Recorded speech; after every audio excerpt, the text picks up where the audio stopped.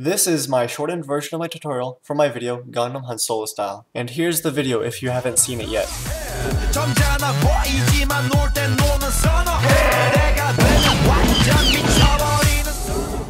But this shorter version only shows how I did some of those things. If you want to see how I made this video from start to finish, you can watch the full 30-minute tutorial on my channel.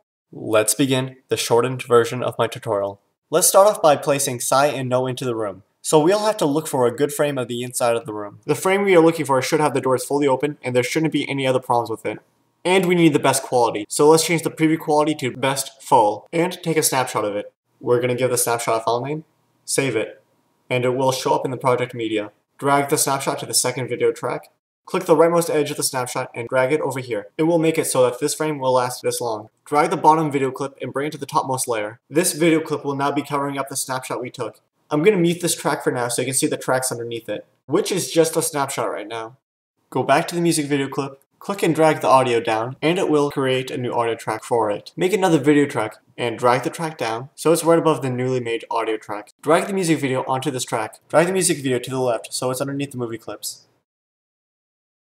Click the pan and crop button on our snapshots video event and this window will appear. Click the checkbox next to mask and have the anchor tool selected. We're going to start making our mask by adding anchor points like this on the archway. This archway should provide a nice spot to blend into the elevator scene. And as a choice, I'm going to go around the chairs on both sides. And click the first point to complete the mask. Look in the preview window and you'll see this is the opposite of what we want. We need to set this to a negative mask, not a positive one.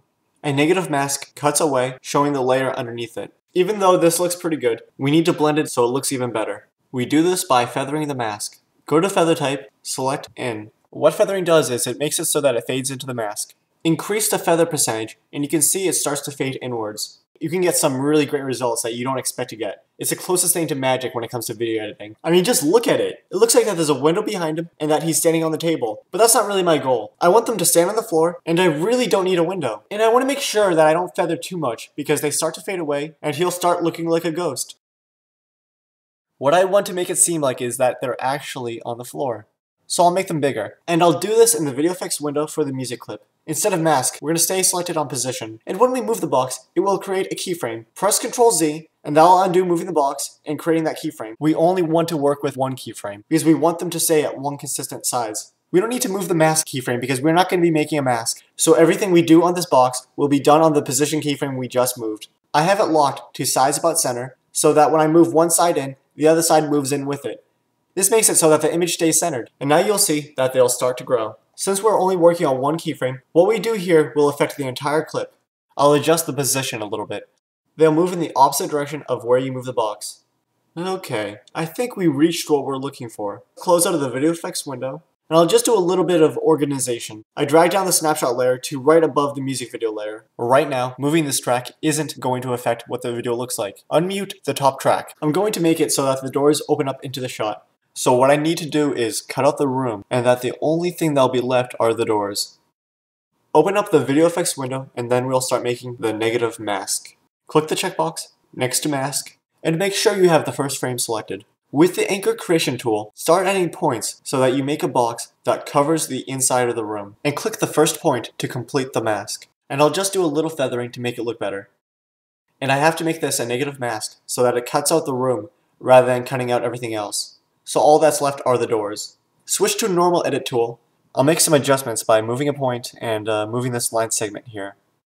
And I'll move this other one so that it cuts out a little bit more of the room. And I'm just going to show you what the doors look like when they open up frame by frame. But the problem is that the mask doesn't move while the door is opening up. And we can fix this with a tween. Go to the last frame where the doors are actually in the shot and make a keyframe. And this keyframe has a copy of the mask we made in the first frame.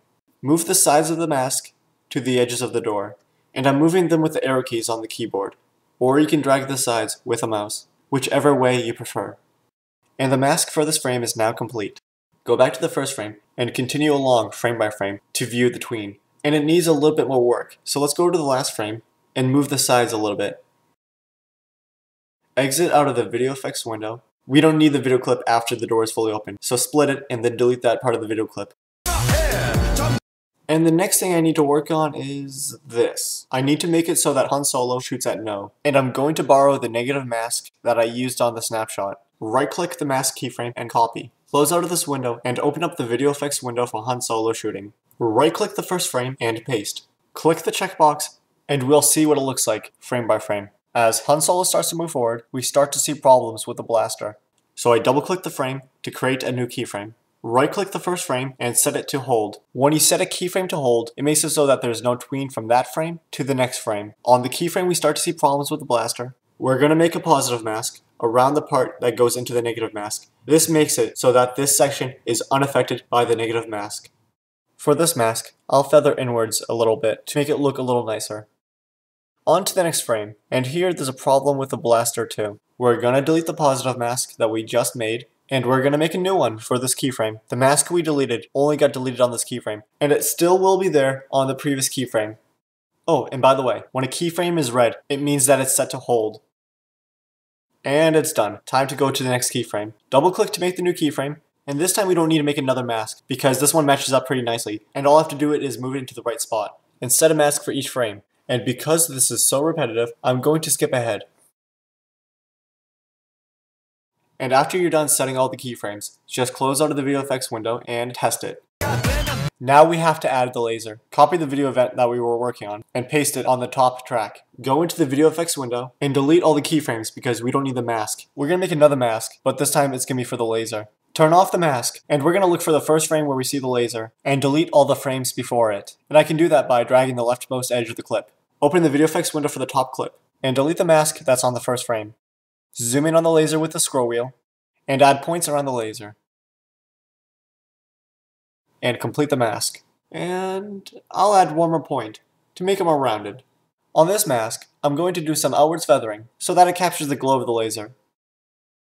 And on this next frame, I'm going to show you this problem that I ran into. And let's start by moving the mask onto the laser. Look in the preview window, and you'll see the white on the laser. This effect is from the laser passing the window. And in this case, we don't want it, because there's no longer a window in the video we are making. We can make it so that the mask only includes the red portion of the laser. But that still doesn't fully solve our problem, because if we make the mask only include the red portion of the laser would be too short. So I've got a better idea. Let's start by deleting this keyframe and closing out of the video effects window. And we're only going to keep the first frame of this video clip, because that's the only frame where we successfully masked the laser. And copy that frame and paste it as the next frame, and go into its video effects window. Select the position keyframe, and turn off maintain aspect ratio, and make sure you have size about center selected. And as we narrow the box like this, it will stretch out the laser horizontally. In the first frame, the laser was just coming out of the blaster. Now we have to position where the laser would be next.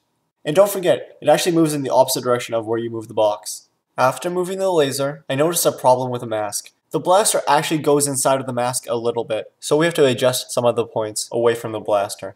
Now that we're done fixing the laser, we can close out of this window and see how it animates with the other frame. Looks good, but we still need more frames. So copy the second frame and paste it as the next frame, and go into its video effects window. And on the position keyframe, move around the position box so that the laser is hitting him. Close out of the window and compare it to the previous frame. The second frame needs some adjustment. Open the pan and crop window. We're going to move its position because it's too similar to the third frame. So we're going to move the laser closer to the blaster. Close out of the window and let's test it.